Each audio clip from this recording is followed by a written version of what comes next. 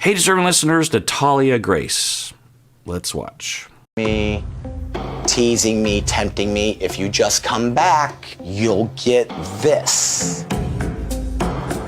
This documentary is, I don't know if we need to see these pictures. It's a little Jerry Springer-ish, you know? I mean, I guess the question is, do we care about Christine? But, you know, we don't have definitive proof.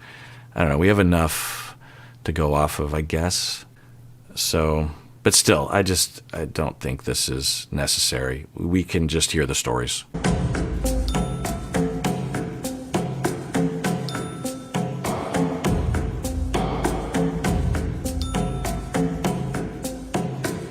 Okay, so she's using puns. The asterisks I have to sort of fill in, if you will, so to speak. And then he's saying, this is so wrong. You're my ex. You've moved on. Wrong. Need to something you. Need to. This is on HBO. Why can't they have. And plus, like, okay, so we live in a world in which the powers that be say that, sure, kids can watch this documentary, but don't have a swear word, particularly if it has to do with sex. What?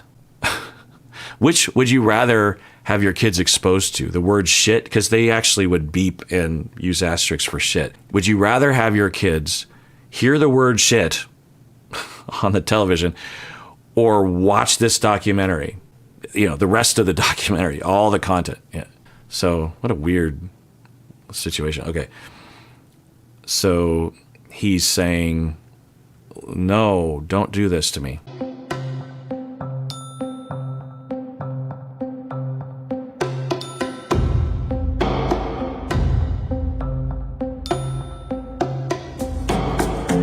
And then, at least the way it's edited, who knows if that's accurate, as soon as, and this is very telling, it's bringing back a lot of memories. It's so manipulative. You know, everything's fun and games. There's a lot of energy, right? It's like, hey, you know, pictures and innuendos and all the asterisks. And then as soon as he turns the corner and says, yeah, me too, then she drops in the control of court, which I think is referring to, I don't want you to divorce me, or I don't want you to take me to court. I don't want you to out me, or something like that. I don't know that, but that seems like what might be happening. And that is the pattern. And to the victim, it's this whiplash of like, because, you know, if you're being beaten down and gaslit for 10 years, you finally leave, but you're not entirely sure because there's no certainty in life, and your support system might be pretty fragmented because of the control of the abusive person. You've been gaslit. You don't really trust yourself, and maybe you're wrong about everything, but I don't know.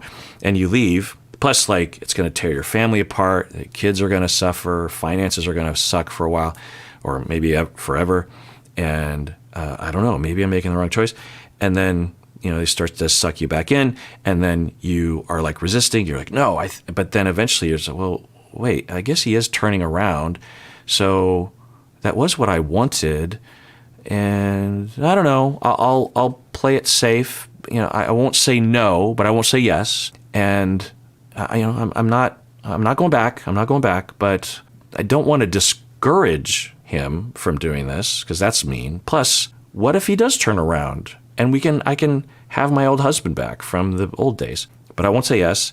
And then even more effort and just a full court press of all the things that you always wanted. I finally got those plane tickets to Aruba. You always wanted to go there. And you're like, oh, wow, I thought that was never possible. I'm in therapy right now, you know. Now, maybe those are legit things, but maybe they're not.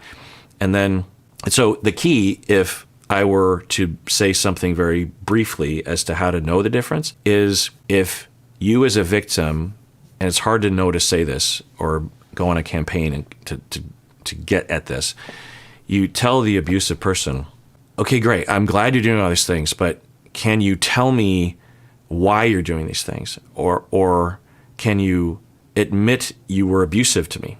Or I want to re-engage with you, but I need to see the pudding. I need to see proofs in the pudding.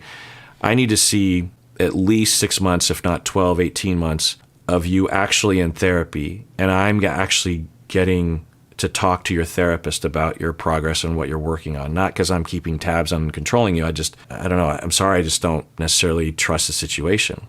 But if you're legitimately doing it, then that would help. I'm not saying yes, but I'm not saying no. And once I see 18 months and it looks like things are actually helping and you're actually changing, then I'll make a determination then. If you tell an abusive person that, in all likelihood, if they're manipulating, they won't like that. If they're legit, they'll take it because they have changed, right? So it's something along those lines. But people don't often know to do that. Plus, when you're getting this full court press from them, especially if they start making threats, subtle threats of just, I'm going to get you and I'm going to ruin your life. Oh my God. So this is a good representation of the subtlety of how that can work. I don't know if that's what we're seeing.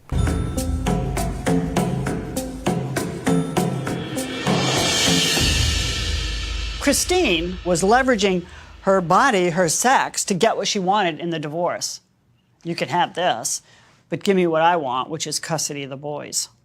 And he agrees. Now, there's a possibility that it is sexual satisfaction that he's seeking, but maybe mostly what he's seeking is physical warmth and approval. I don't know, but I have this hypothesis without much data that, well, I guess I'll say this. I'm curious as to what personality and schema foundations he had before he ever met Christine, because in all likelihood, there was something going on with him, and that can be exploited by an abusive person and also used during the breakup. She told my kids over and over and over and over and over, your father's going to kill you, I'm going to protect you. And for a young developing mind, how often do you need your mom to repeat to you, your dad's gonna kill you, until you start buying it?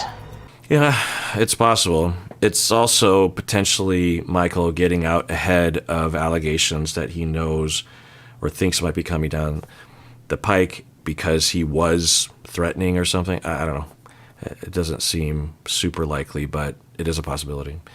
But yeah, if the stories and the depiction of Christine is somewhat accurate, then yeah, I would not doubt that she would brainwash the children for sure, and that she wouldn't use extreme tactics to do so. I mean, anybody who is upset at their child who's been traumatized because of incontinence, they've been traumatized, and you're upset at the child for having normal incontinence as maybe just a medical issue. I mean, sometimes it just happens. To be upset about that at all, right? And then to get so upset, and then you want to be vengeful, and then you rope your older boy into it. Like anyone who would do that, and we don't know if that happened, but that's what we're being told, then yeah, the constant manipulation and brainwashing and potential gaslighting and need for total control would in all likelihood manifest in the way that Michael is depicting it right now, saying it right now. My middle son and my youngest son, I've not seen them in over 8 years. And they want nothing to do with seeing me. Evil. She's earned it. She's earned every single letter of it. Evil. Now, I guess I understand why Christine wouldn't be in the documentary. I mean, even if none of this is true, although, anyway, if even a little bit of this is true, you would, I guess, understand why she would say no. I only stand to lose by that. Amazing clarity, I couldn't now. I couldn't. I just couldn't. When she told me that she had tried to kill her mom, was like, why was that? And I felt like either she was coached to say that and those things didn't happen. Okay, so I'm a bit confused. Clearly, I think the documentarians are trying to convince us, at least in this moment, that the mother, Christine, coached Natalia to claim and to tell others that she is dangerous and she tried to kill people, her family, and her mom, when she hadn't tried to do that. Okay. So given what we've heard about Christine, is that possible? Yeah, absolutely. I'm just trying to piece everything together now. Yeah. I don't know what the documentarians are trying to tell us. Are they trying to tell us that none of it was true, it was all Christine, or a combination? What would have happened if you wouldn't have gone along with Natalia being abducted? Oh my God. I would have lost my kids then. That's for sure. Never see my kids again. Okay, so the detective is interviewing Michael. The visual is a recreation with actors. And the detective asks, what would happen if you wouldn't have gone along with the notion that Natalia was older than what the paperwork was saying? And Michael is saying, I would have lost my kids. Okay, so that is consistent with what a victim would say. Is he a victim? I don't know, but that is absolutely possible, right? So that's interesting. The other thing I want to point out is that this documentary will interview Michael over a span of time, at least a year, if not longer spans of time. And it's possible that the earlier interviews, he was still under the thumb of his ex-wife, either internally or externally or both. So the things he was saying earlier, either he knew he was fabricating because he was scared, or he was still brainwashed to some extent. Because the inconsistencies that we see might make him less credible. And this is one of the things. I'll just use this as a jumping off point. When victims come forward after being brainwashed for 20 years, or maybe even a shorter period of time, 5 years. 5 years is a long time. I mean, a month is a long time, honestly. But, say 5 years, and they finally come forward. They find a therapist or a police officer or the public, Twitter or something. The problem that they face, among many, is that because they're confused and discombobulated and brainwashed and gaslit, they don't really trust themselves very much, and they're struggling with a lot of trauma. They, of course, have an urge to know the truth and to tell the truth, and they're also struggling with a lot of pushback and victim blaming, and they also have their own trauma even before they met their abusive partner, potentially. And so they can often come across in a number of ways that will make the victim look like an unreliable narrator. In particular, they might actually have completely different stories over time, which is a hallmark commonly of lying or fabricating or something. But that is absolutely almost always the case when it comes to someone emerging from a high control relationship, and it can take years. It can potentially take decades, depending on how much recovery someone, you take a cult member who was fully brainwashed for 10 years, they leave for whatever reason, and they get no treatment, no effective treatment for 20 years. You talk to them 20 years later, it would be as though they had just left the cult. They might be barely mentally out of the cult. So it could take a long time. Kicked out of my house, and she would have done what she did. She did it. You say that Christina was a master manipulator. Yep. What if I told you Natalia has never had a period? I'd be stunned. What if I told you that Natalia really just started developing breasts a year ago? Okay, wow. I hadn't thought about that. But yeah, given everything else we've heard about Christine, then yeah. But Christine apparently, according to Michael and his memory, was shocked about pubic hair the day they got Natalia. So why would Christine so quickly be trying to throw doubt about the age? Unless, this would truly be monstrous, the pinnacle of monstrous, that Christine actually adopted a child knowing before she adopted the child that she was going to abuse that child. And this is pure fantasy world here. It's ridiculous. It's possible, but that she would adopt a child and then immediately try to make it seem as though she's a lot older, the child, so that she, Christine, can get away with mistreating her more because there are different protections for children than adults, right? So that would be so. But anyway, is it possible that Christine just claimed markers of post-puberty and Michael just believed it, right? The mother, Christine, screamed when she was bathing Natalia, and then according to him, he went into the bathroom. Christine, if I remember right, says, "Look down," and then Michael looks down and sees pubic hair. It's possible that that's not what happened, but that's how he remembers it, that she came out of the bathroom and said what she supposedly had seen, and then over time, retelling the story, he just put himself into the narrative that he actually saw it. That's very, very common that people will do that. Let's say that I go into the other room and I go, "Whoa," and I come back out and I shut the door and I say, "Oh my God," so I'm in there. And there's this guy and he's big and he's got big muscles and he looks at me and he gives me his blue hat and I'm like, "What are you doing?" And so I dropped the hat and I came in here. Okay.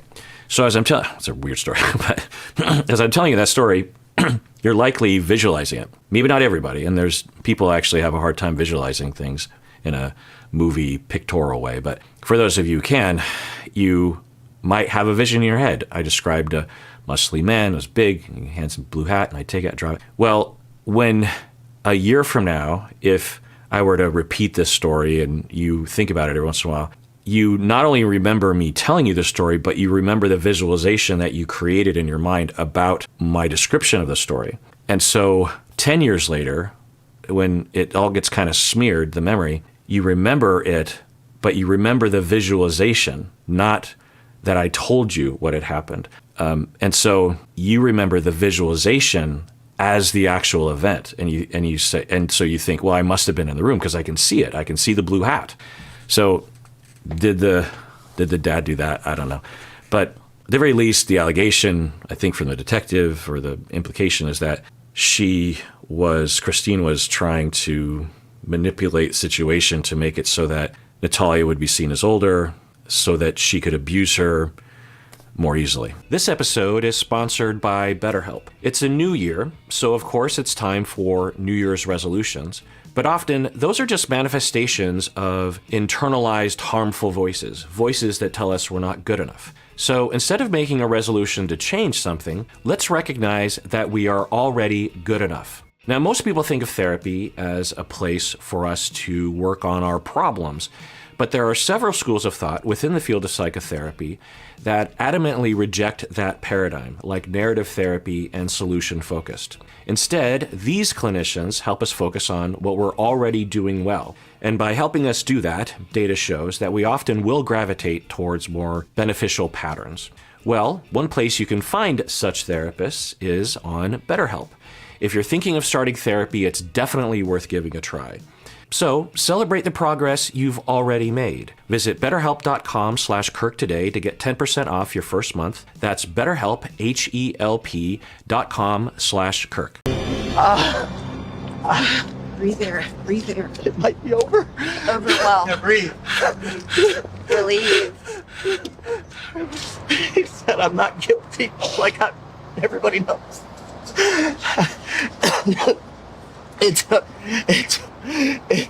took 12 strangers about an hour and a half. So there's that odd presentation again. I don't know about you, but it just comes across as amped up. Do I think he legitimately has emotion right now? Yeah. To catch up. So this final episode, there was just a lot of reality TV fluff and several people saying very adamantly, "This changes everything." I feel like that should be the name. Is that the name of this episode? No, this is not the name of this episode. But I was unappreciative of the drawing it out and making it all suspenseful. It's just like, get to the story. I don't want to see a bunch of fluff and a bunch of upswelling of music and people walking around. And I don't know. It just not my favorite episode in this series. But anyway, so let's rewind it. But it just looks like he legitimately has emotion because he was found not guilty, and he is having emotional expression. And then there's like a doubling of the expression. Like everybody knows. It took 12 strangers about an hour and a half to figure out I wasn't guilty on 4. I don't know. I say this sometimes that I'm a professional listener of crying people because as a therapist, of course, a lot of people will cry in therapy. I might cry as a therapist in therapy. I will also see a lot of students cry in a lot of my classes. Being a therapist is hard, 1. 2, a lot of the courses that we teach in our program involve self-investigation and trauma awareness, countertransference awareness for the therapist, because the therapist needs to know their own issues, their own traumas, their own reactivity, their biases, and that can be hard. It's not necessarily super hard, but it can be super hard. But even mildly hard things, especially when you have people who are toward the spectrum, toward one end of the spectrum in terms of emotional expression. Therapists are more likely to not have the stigma around having and expressing emotions. So maybe even little things might cause a lot of people to cry in my field. So I'll see a lot of therapists cry as I'm supervising or teaching. And then of course, in my personal life, there might be occasional tears or something. So, there would be times when by the end of the day, I would just be thinking back on the day. I think, I remember there was this one day, and it wasn't super uncommon for this to happen, but I said to myself, or I might have said to Stacy, I said, literally everyone I interacted with today cried. I mean, not everyone I passed in the hallway or something, but everyone I had an interaction with longer than a few sentences cried today. And that doesn't necessarily mean that the world is falling apart or everyone's falling apart. It's just a normal part of life. Anyway, so I, over a long period of time throughout the day, will see a lot of different types of crying, a lot of different emotions that are being expressed through crying at various different intensities with various different situations, a little bit of trauma infusion, a little bit of excitement infusion, nervousness infusion. There's a lot of different colors of crying. I fancy myself someone that can see the nuances of crying. So when I see people on these shows, and sometimes I will have some alarm go up. I don't know if that says anything. I can't know if it says anything. And of course, people who claim to have some sort of radar of any sort will believe that their radar is correct. And I know enough to know that that's silly. But what do you think? I mean, there's just something about, and I'm trying to figure out why he would do this, why he would shoot himself in the foot, really. Because, of course, he is having an emotional reaction. He just was found not guilty. Does he feel like he needs to perform? There's some interviews where he was histrionically getting angry and he threw the bat, and then he's like, yeah, he's just very demonstrative. Does it point to something about his personality? My initial hypothesis was someone like this, because, of course, you might see this in a therapy office. I might see a client as they tell me what's going on with them. They might actually do the stuff like this. And the first hypothesis I would explore is that they learned when they were young that they had to amp it up in order to get any attention. That's what histrionic personality disorder is. And I suppose that's what one category of histrionics would be caused by, in that as a child, you have an emotional expression, laughter, crying, upsetness, anger, and you're perpetually being ignored or inconsistently being attended to. And you learn that you have to be extra with your expressions, and it becomes neurological, it becomes automatic, habitual, and you don't think about it anymore. That's just how you express yourself. But it's not inherent to the person. They can potentially unlearn it if they are made to feel safe enough to just have normal, spontaneous expressions that are attended to most of the time. So that'd be my guess. I'm not saying that he's fake or he's always lying, but that would be my first guess. Like everybody knows. It took 12 strangers about an hour and a half to figure out I wasn't guilty on 4 felony charges. It might be over. Now, is it normal that he's crying? Yeah. The stress involved is enormous, and I can't even imagine. I've never been in a situation like that. I've been in a lot of stressful situations. I've never been in a stressful situation like that. Would just be, I can't even imagine the amount of stress. So there's that. Now, just because the jury found him not guilty doesn't mean that he isn't guilty, right? I took some notes while I was watching this episode. So number one is that, yeah, there's a lot of silly reality TV tropes in this. If I were to give a note of feedback to the editors of this episode, it's just like, stop with the histrionics, really. Just the story is, that's always the thing to me with reality TV.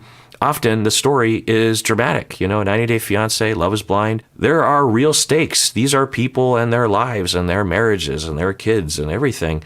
You don't have to fake it. You don't have to trump it up. You don't have to switch scenes around like with Jackie and Marshall. There's enough story there. You don't have to fake. Just tell the story. It's a good story. The other, number two, is that he's a little strange. The other thing that he was presenting kind of oddly, to me anyway, was during the legal meetings that he was having with his legal team. He had 3 lawyers. And although it was interesting to kind of see those scenes behind the scenes, because they were having these long strategy meetings about how to win the trial. And they were coaching him on how to present himself, how to smile, how to respond. And looked at one way, it's like, oh, well, he can't act naturally because he knows that he's guilty or something like that. But of course, if you are a legal team, you are going to spend some time, hopefully, coaching the defendant on what to do in court, because when people act naturally, sometimes they do things that shoot themselves in the foot in the eyes of the jury. So that all was normal, I thought. The other thing that we saw was that during discovery of the trial, the Facebook messages of Christine had to be handed over. Every Facebook, I think it was literally every message she had ever sent over Facebook. Just imagine that, like just everything, right? And so all that was handed over, seemingly, and then it's just available to each legal team, including the defendant. So now, I think it's co-defendants. I'm not quite sure. Maybe they'll tell us what happened to Christine, but he was given all of her Facebook messages, which included to him evidence of affairs, not just evidence, but like depictions of affairs that she was having, sexual affairs, sexting and meeting up with other men. Then they actually met with one of the partners that Christine had been cheating with, a little person, and he was a character. He was nonchalantly disclosing their back and forth. Here's where I talked about my penis and how it's bigger than average, and she liked that one. It's like, So you don't need to edit that. It's just a good story. And so there was that. But he's learning about all these affairs, and that was obviously upsetting to him.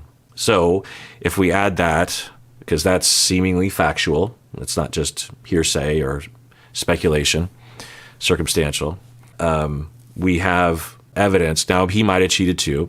And having an affair, cheating, isn't evidence of anything, really, because it's common enough anyway, especially toward the end of a relationship. We don't know when exactly she was having. She might have had those affairs after they had both strongly said to each other that divorce was likely, so we didn't get much detail about that. So that's all I'll say about that. But it also could be evidence of some global personality for Christine, or pattern of behavior of lack of remorse, lack of empathy, or something. Who knows? It's just hard to say. The other thing that we learned is that he has a new partner. It's the woman that he's hugging right now, Jennifer. They seem to be getting along well, but who knows? He disclosed that he had a mental breakdown in which he was overwhelmed with the stress of the trial, which of course makes sense. He think by mental breakdown, he meant that he was at risk of killing himself. He said that he almost had a third attempt at suicide. So then I'm wondering, when were the other attempts? And he said the second attempt was 18 years ago. So that's evidence that points to the possibility that I was wondering about regarding his early childhood.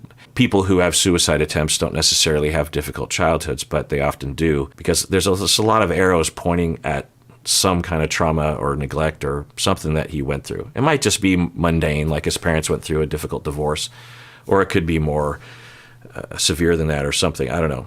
But the fact that he, in his younger life, was attempting, that says something.